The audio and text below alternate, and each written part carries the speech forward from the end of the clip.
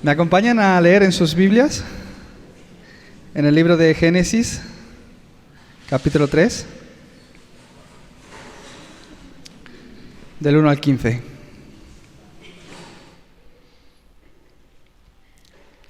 No sé si acostumbran a leer antifonalmente, un versículo cada uno, ¿sí? Pues leámoslo de esta forma. Comenzando yo a leer el primer versículo, continúan ustedes con el siguiente, después yo y así sucesivamente. Génesis 3, Génesis capítulo 3, del 1 al 15.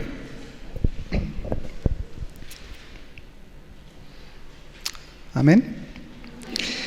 Y dice así la palabra del Señor: Pero la serpiente era astuta, más que todos los animales del campo que Jehová Dios había hecho, la cual dijo a la mujer: ¿Con que Dios os ha dicho, no comáis de todo árbol del huerto? Y la mujer respondió a la serpiente: del fruto de los árboles del huerto podemos comer.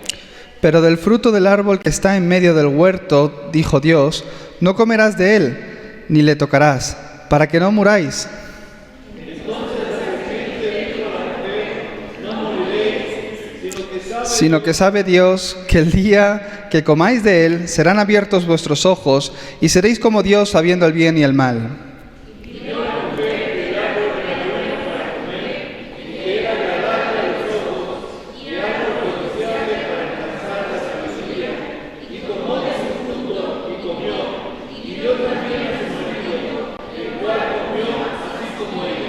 Entonces fueron abiertos los ojos de ambos y conocieron que estaban desnudos.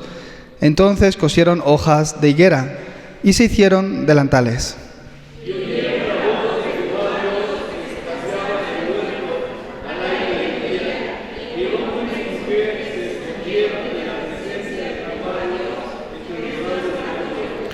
Mas Jehová Dios llamó al hombre y le dijo: ¿Dónde estás tú?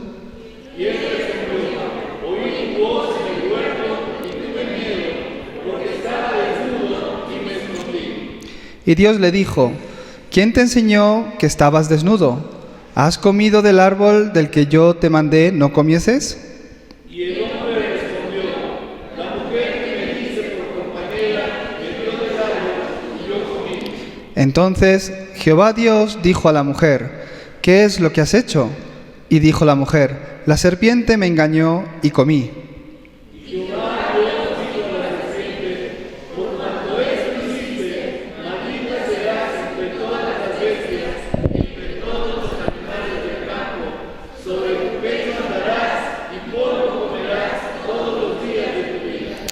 Juntos, el versículo 15. Y pondré enemistad entre ti y la mujer, entre tu simiente y la simiente suya. Esta te herirá en la cabeza y tú la herirás en el calcañar. Amén. El título del mensaje de hoy es Sanidad Fundamental. En Juan 3:16 podemos ver que dice la palabra de Dios que de tal manera amó Dios al mundo que dio a su Hijo unigénito para que todo aquel que en él crea no se pierda, mas tenga vida eterna. De verdad que Dios amó a este mundo. De verdad que Jesús amó a este mundo. Y Jesús vivió una vida predicando el Evangelio para salvar a todo el mundo, por cuanto Dios amó a este mundo. A todo el mundo amó. Y Jesús vivió una vida para predicar el Evangelio a la multitud. Pero porque realmente Dios amó al mundo, lo amó tanto que lo primero que hizo Jesucristo fue llamar a sus discípulos. Llamó a sus discípulos para que ellos pudieran continuar predicando este Evangelio después de él. Esa muestra de amor que Dios llevó a hacer discípulos a que pudieran seguir predicando este Evangelio, hizo que hoy día ustedes y yo pudiéramos conocer este Evangelio. Hizo que un día como hoy, ustedes y yo pudiéramos creer en Jesucristo y recibir la salvación. Porque Dios amó a este mundo, es que llamó a sus discípulos y los entrenó, los preparó, los explicó qué era el Evangelio, para que se convirtieran en las personas que pudieran predicar este evangelio hasta lo último de la tierra. Amó a esa multitud y para salvar a la multitud, para salvar al todo, ¿qué hizo? Llamó a una minoría, a unos discípulos. De verdad, los discípulos de Cristo son aquellos que viven por y para la misión. Aquellos que dan su vida para que este evangelio sea transmitido de forma correcta a las siguientes generaciones. Jesús sabía que para salvar el todo, lo más importante que era que pudiera permanecer el discípulo, que pudiera predicar este evangelio y de esta forma continuar con este movimiento hasta hoy día. A la mayoría le gusta más la multitud. Ponen su pensamiento o sus decisiones acorde a la corriente del mundo, acorde a la corriente de la multitud. Hacia van todos, allí voy yo. La mayoría piensa así. Le gusta más la multitud. Se sienten juntos, se sienten cómodos de esta forma. Piensan que al reunir a mucha gente es lo mejor. Es mucho mejor reunir a mucha gente que reunir a pocos. Pero aquel que realmente posee el evangelio sabe que lo más importante es llegar a cambiar a una persona para que pueda compartir correctamente este evangelio. No se trata de reunir a mucha gente, sino qué tipo de persona se reúne. No se trata de reunir a mucha gente, sino que cada uno de los hermanos y hermanas que estén y se reúnan en este lugar puedan recibir la respuesta y el contenido, puedan levantarse de tal forma que sean capaces de salvar sus campos, de cambiar a una persona que está cerca.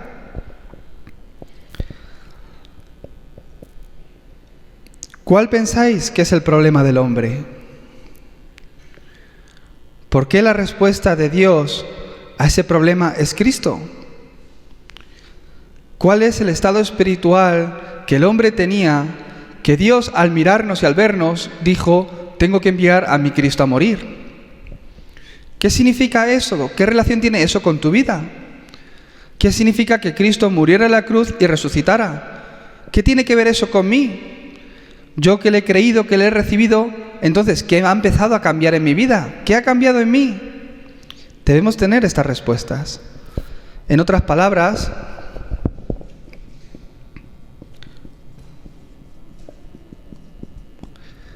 ¿qué es el evangelio? Dios, al ver al hombre, le dio una respuesta, ¿verdad? Hemos leído en Génesis 3, del 1 al 15, el comienzo del problema en la vida del hombre, el pecado original. A ese problema, al ver el estado en el que quedó el hombre, Dios dio una respuesta al hombre. ¿Eso qué es? Las buenas noticias, el evangelio. Tienes este problema ahora, has caído en este estado espiritual, pero no te preocupes. Yo voy a enviar ¿a quién? A Cristo, la simiente de la mujer. ¿Ese quién es? Jesús, quien es el Cristo, ¿verdad? ¿Qué es el evangelio? Buenas nuevas, buenas noticias. ¿Cuáles son las buenas noticias? Que yo estaba muerto en mis delitos y pecados, estaba en un estado espiritual que no podía salir por mí mismo, pero que Dios vino a solucionar ese problema por mí. ¿Cómo lo hizo? Enviando a su Hijo unigénito, muriendo en la cruz y resucitando, solucionando ese problema espiritual que yo no podía solucionar por mí mismo. Esas son buenas noticias. Tengo un problema del que no puedo escapar, del que no puedo solucionar, y Dios dice: he venido a solucionarlo, a quitarte esta carga, a quitarte la condenación del pecado, a abrir un camino para que puedas reconciliarte conmigo, a destruir la obra de Satanás en tu vida. Son buenas noticias, ¿verdad? Tenemos la respuesta base a todos los problemas, que Jesús es el Cristo. ¿Cuál es la respuesta a tu problema, hermano y hermana? Que Jesús es el Cristo. No es el medicamento la respuesta. No es que cambie tu situación. No es un nuevo puesto de trabajo. No es el rodearte de nuevas personas que te traten mejor o que te alegren el día. No es esa la respuesta. No es que te consideren más. No es la respuesta que te asciendan a un nuevo puesto de trabajo. Jesús es el Cristo. Dios no nos ha dado otra respuesta, solo Cristo. Por eso decimos que Jesús es el Cristo, el solucionador de todos los problemas. Ya vi que ustedes en el culto del domingo tienen ese tiempo de hacer la confesión, ¿verdad? ¿De verdad ha solucionado todos sus problemas? Jesucristo dijo, consumado es. ¿De verdad está consumado en mí? Jesús es el Cristo, solucionador de todos los problemas. Consumado es. Fin de todo. ¿Qué significa eso? Fin de mis preocupaciones. Fin de mis dolores. Fin de mis dificultades. Yo lo he consumado. Fin incluso de mis planes. Ya tiene su plan en mí. Ustedes creen en esto, ¿verdad? Es normal que el no creyente no entienda esto. Y nos miran, ¿no? Como, ya, ¿y dónde está tu Jesús? ¿Dónde está tu Dios? Pues mira, tú también tienes situaciones y problemas. El no creyente no lo entiende. Es normal que el no creyente no lo entienda. Pero si el creyente dice, no entiendo cómo Cristo puede ser el solucionador de todos mis problemas, es porque todavía realmente no sabéis cuál es vuestro problema. No saben cuál es realmente el problema real. Ni el problema del mundo. Ni siquiera conocerán el valor de la salvación que han recibido al creer en Jesucristo. El no creyente no lo entiende. Buenas noticias. Evangelio. ¿Cuáles serán buenas noticias para el no creyente? Es que tengo frío. Calor. Como tengo frío, calor, estos son buenas noticias para mí. Es que yo lo que tengo es hambre. ¿Cuáles serán mis buenas noticias? Comida. ¿Cómo que Jesús es el Cristo? Tú eres pastor, tú eres creyente. Sí, muy bien, pero a mí lo que me falta es dinero. Vivo bajo pobreza. ¿Cuáles serán mis buenas noticias? Que me venga la economía, dinero. El no creyente vive de esta forma. Muy bien, creer en Dios, Jesús, sí, todo está muy bien, pero yo lo que quiero es que mi enfermedad sea sanada. Es lo que necesito. Esto serían buenas noticias para mí. Que Jesús es el Cristo, está muy bien, pero yo necesito buenas noticias. Consumado es. ¿Cómo que consumado es? Yo tengo frío, yo tengo hambre, vivo en pobreza. El no creyente lo entiende de esta forma. ¿Por qué? Porque lo han aprendido así. Así se les ha enseñado. En las escuelas, así te enseña la sociedad. Pues esfuérzate, genera un cambio, gana dinero.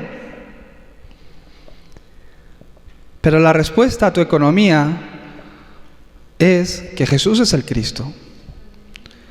Entonces, entiende esto. No significa que si creo que Jesús es el Cristo, me llueve dinero, ¿verdad? Sino que la razón de mi problema económico es que es para que confiese que Jesús es el Cristo. ¿Cuál es el problema del hombre? ¿La enfermedad? ¿Falta de economía? ¿Que tengo hambre? ¿Que tengo frío? ¿Ese es el problema del hombre? Ustedes pues ya saben que no, pues están bien entrenados. Por eso no puedo predicar, cree en Jesús y tu enfermedad va a ser sanada. ¿Por qué? Porque ¿y si no es sanada? ¿Y si el plan de Dios es la enfermedad o a través de la enfermedad que su plan se cumpla en tu vida? ¿Y si el plan de Dios es que quiere llevarse a esta persona al cielo y para ello ha dado una enfermedad? No puedo predicar, cree en Jesús y recibirás sanidad a tu problema, a tu enfermedad. Por supuesto que Jesús lo puede hacer. Por supuesto que en la Biblia aparece que ponemos las manos sobre enfermos y son sanados cuando son orados. Y Dios es un Dios que puede sanar la enfermedad. Pero yo no puedo predicar a una persona, cree en Jesús porque Dios va a hacer que tu economía se restaure y tu negocio vaya bien. Cree en Jesús porque así tu enfermedad va a ser sanada. Porque eso no es el Evangelio. ¿Cuál es el problema del hombre? ¿Cuál es el estado espiritual que yo tenía que me hace vivir bajo sufrimiento? Jesús es el Cristo, solucionador de todos mis problemas, pero el creyente dice, ¿de verdad esto es así? Consumado es, y decimos amén. Cantamos las alabanzas, Cristo es la solución, en Cristo soy salvo, y levantamos las manos y decimos amén. Cristo ha solucionado todos mis problemas y decimos amén. Pero dentro, muchas veces nos preguntamos, ¿de verdad es así? ¿De verdad lo ha consumado? ¿No en mi vida? ¿O está en proceso? ¿O todavía hay algo que tiene que cambiar en mí? Esto el creyente no lo piensa o no lo dice porque no crean que no han recibido la salvación. Saben que son salvos. Han recibido a Jesucristo. Lo dicen porque viven bajo una realidad, una situación que me rodea. Viven bajo circunstancias o problemas que son visibles, que están a la vista, que tenemos nuestra fe en que Jesús es el Cristo, pero tengo frío. Tenemos una fe en que creo en Jesucristo, pero todavía tengo hambre, o me ha venido la enfermedad. Porque vivo mirando este problema que es visible, que está en mi realidad, en mi día a día. ¿Qué es lo que ocurre? Que no creo realmente que Cristo lo haya consumado todo.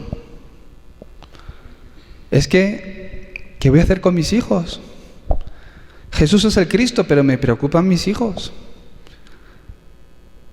Me preocupa el qué será de ellos, porque veo que no están caminando por el camino que como padres pensamos que deben caminar.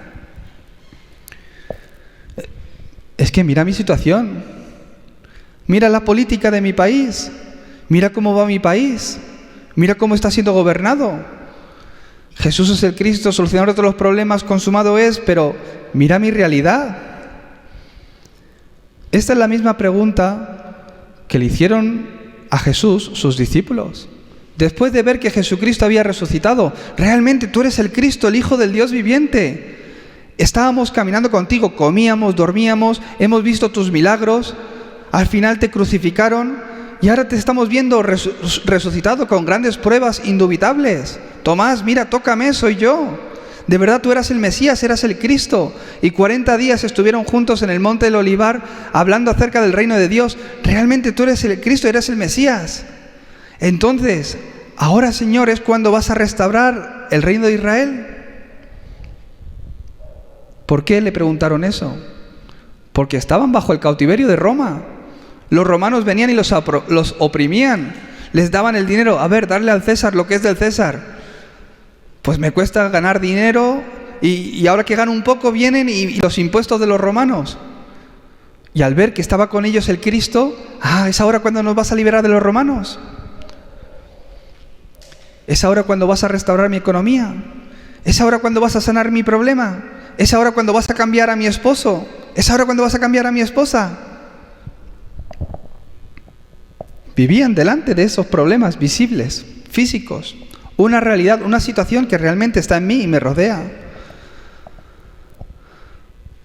Porque estaban bajo sufrimiento, porque estaban viviendo una crisis y vivían mirando ¿el qué? Ese problema visible, esa crisis en sí.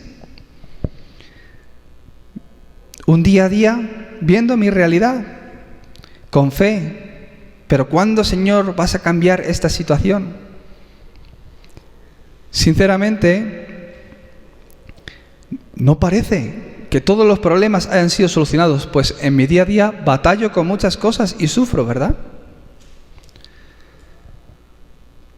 Esto es porque no estoy viendo bien realmente cuál es el problema del hombre. Hablamos de un problema visible, real, que está ahí, una situación que es real, una dificultad. Como es visible, es algo que yo sé, ¿verdad? Y es algo que otros alrededor mío también saben. Es una situación que ha venido a mi vida, a mi familia. Hasta el frutero lo conoce. Hasta el que me vende las tortillas lo conoce. Hasta mi vecino sabe que tengo ese problema, una enfermedad, algo físico, porque es visible, ¿verdad?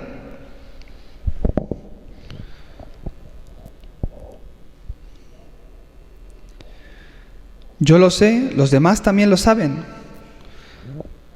Después hay otro tipo de problema visible, que es visible, pero yo no lo sé. Pero otros, o todos, sí saben. Este duele un poco más la cabeza, este tipo de problema, ¿no? Porque yo no sé que lo tengo, pero todos saben que yo tengo ese problema.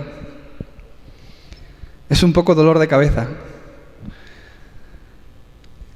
Es un problema a través del cual, sin darme cuenta, a través de mí o por mí, otros sufren, otros se frustran, otros se enfadan. Es un problema de relaciones personales, ¿verdad? No sé por qué, todo el mundo está en contra mía, así decir, ¿no? La gente no lo sabe y tiene este problema. Y van y le dicen, no, es que tienes que creer en Jesucristo. ¿Y qué te dice el vecino? Tú tendrías que creer en Jesucristo. Tendrías que cambiarte tú un poquito más. Piensa, y hablas tú el Evangelio, créetelo tú. Cambia tú primero, así te miran, ¿verdad? Es un problema visible. Pero también hay problemas que no son visibles, sino que están ocultos.